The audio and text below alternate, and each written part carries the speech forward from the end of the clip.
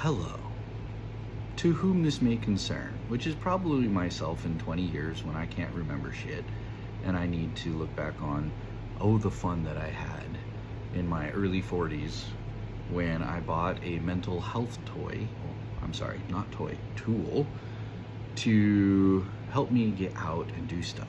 And what did I buy? A Jeep.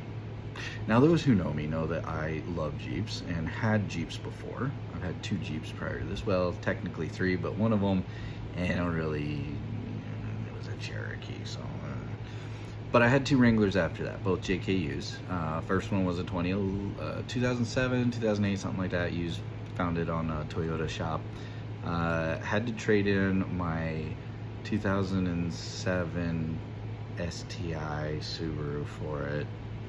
I was young and stupid, and I broke the STI a few times, and my insurance rates went up very high, and it was bad stuff. So I learned my lesson, and I said, well, if I can't go fast in corner and I keep breaking things, then get something that goes slow. Little do you know that if you go slow and corner things incorrectly, you still break shit. So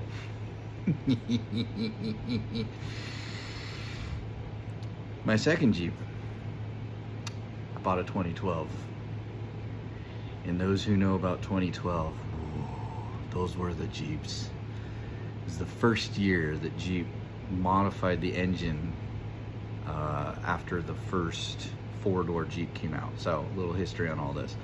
Up until 2007, Jeep had what they called the TJ, which was just your standard 2-door Jeep. They had an LJ, I think they called it, which was a TJ with a little bit more extension on the back, so it was a little bit wider or a little bit longer wheelbase. But it still only had a single seat in it, but it had a little extra cargo space. Cool Jeeps, I loved them all. I love the TJs because the TJ, and even before that, the YJ had an inline 6 4-liter engine, and those things were powerhouses. An inline engine gives you a lot of torque, and you really want the torque when you're crawling at low speed. Well, in 2007 to 2011, with this first 4-door JK, they called it the JK, or a JKU, JK Unlimited, Unlimited being the 4-door versus a JK being a 2-door. Either way, they all came with this 3.8 liter engine. Now, some say that it's a Mitsubishi engine. Others say, well, no, it was just a Dodge or Jeep or whatever it was at the time. I go along the lines with it being a Mitsubishi engine. It had a plastic intake, which is kind of a first for me on vehicles, but it's a very, very high density plastics made for the heat, all that kind of stuff. But those were known to have problems. Oh gosh, they had problems. They leaked, they cracked, just so many problems with that V8. And that V8 was gutless. Unless you bought the Rubicon package that had a nice 4-to-1 transfer case and low gearing, it was hard to go crawling with those things, especially if you wanted to put anything larger than the stock 32-inch tires on them. So do away with that. And in 2012, they released the same Jeep, but with some upgrades, but with the Pentastar 3.6 liter V6. Now, most people would instantly go, oh, but it's 0.2 liters less. That means it's crap. Yeah, no. Dodge had this 3.6 Pentastar in their wagons, their vans, with over 300 horsepower. You ever seen a minivan burn rubber? Yeah. Oh, in the words of Tim the Tool Man Taylor. This engine had some torque, which is difficult for V6s. V6s are made for high horsepower. They can rev really high. They're great for a good race car or something like that, or sports car. But V6s just don't give you a lot of torque because most of the time they're pretty small pistons. So you're still not getting, you can get a lot of I shouldn't do that. You can get a lot of high speed turn out of the engine, but it's not gonna be at that low end where you're crawling and you whoa, like the inline 6 did, or like a beefy V8, right? Like a 392 or even a 350. Heck, there's some C7s, the really old Jeeps, that people would do a 350 conversion on with, we called them cherry bombs. They were basically straight pipes with some glass pack. Those things were powerful and crawled. It was awesome. So this 3.6 was pretty decently torquey. And on that Jeep, I put a 3.5-inch long arm suspension on it with 35s. And I did a cold air intake, and I did a flash cowl, and I put it on a performance tube. Whoa, even with those 35. Oh, and I upgraded axles so that they were both Dana 44s with lockers, and I went to like a 513, I think, 511, 513 gearing on them. Simply because that transfer case on anything but the Rubicon is only a 2.71 conversion. So for every gear that you're in first gear, let's say you're in first gear, your lowest gear, it's got its own gear ratio, right? Like 5.6 or something. So for 5.6 revolutions of the engine, we'll make 1 revolution of a gear.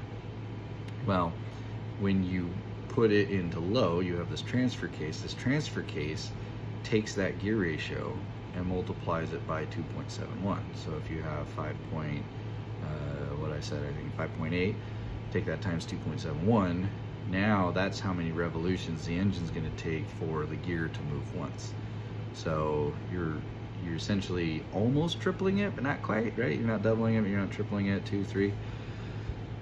Then you have your gear ratios inside the pumpkins themselves, and that is your final piece of the puzzle. So you now have 513s in there versus 410s.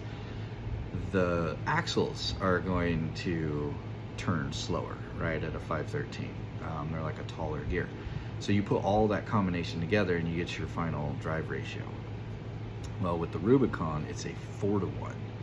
So when you're in gear 1 and it's 5.8 to 1, and then you take that times 4, that's 20 something to 1, then pair that with your axle, like that thing's gonna crawl. Well, if you change at least the pumpkin gearing with your stock transfer case of the non-Rubicon with the 2.71 to 1, then you put 35-inch tires on it, you're gonna have a decent crawling speed. It's not quite still to that level, but it's pretty decent. Well, in the project Jeep I have now, it's got the 2.7. It was a Sahara that the guy converted, so it doesn't have the Rubicon 4-to-1 in it. It has the 2.71. Now I might be wrong on that number. Don't hate me. It's 2.7 something to 1 if I remember right.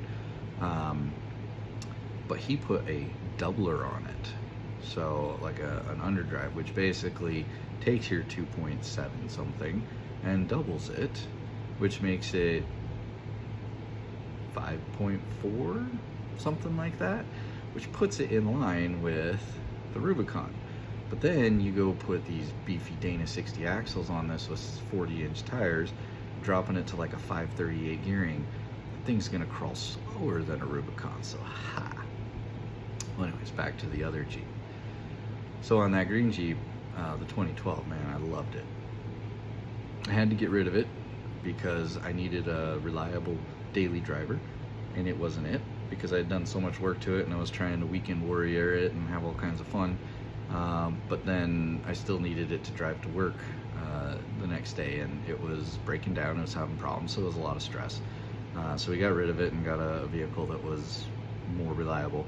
We needed to have 2 vehicles because both my wife and I needed to have our own vehicles for doing things with kids or work. Well, now I've got this new project Jeep, and it is it's something else. It's got a lot of cool stuff in it, but it is a project Jeep, and it's turning out to be more of a project Jeep than originally planned. It's got the old 3.8 Mitsubishi in it, but it's got a supercharger.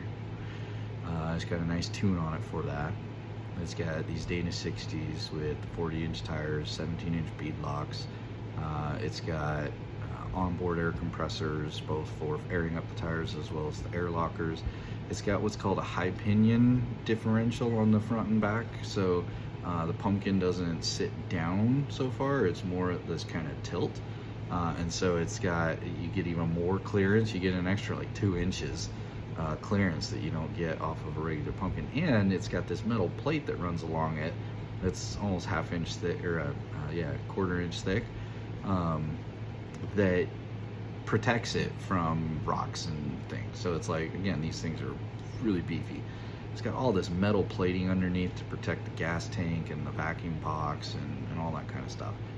I'm pretty sure it's got headers and an aftermarket exhaust on it, although that's ripped up and beat up, but it's got a little different sound than stock. And it's got a big tire carrier on the back for that 40-inch tire, so it's a full matching 5th wheel. It's got all kinds of lights on it, and again, it's got this doubler, so it crawls really slow if you want. It's got all these rocker switches for the different lights and compressors and all that kind of stuff. I went ahead and put an aftermarket stereo in it, well, head unit. I updated the head unit so that I could do CarPlay with my phone. But other than that, it's stock stereo system. It's got bucket seats with 5-point harnesses, and it's got a full roll cage. It's got an aftermarket DV8 top that's really heavy, so it kind of knocks down on noise and everything. It came with a full set of half doors, these super lightweight aluminum. You can lift them with your finger, they're really awesome. So it's got a lot of potential, but it's been wheeled hard and it's got some problems that need to be dealt with, such as some brake issues. It does not brake very well. The guy did some upgrades on the front, but didn't do anything on the rear. There's an e-brake that's no longer there, so if you're on a trail and something happens, you can't go crank on a brake or something.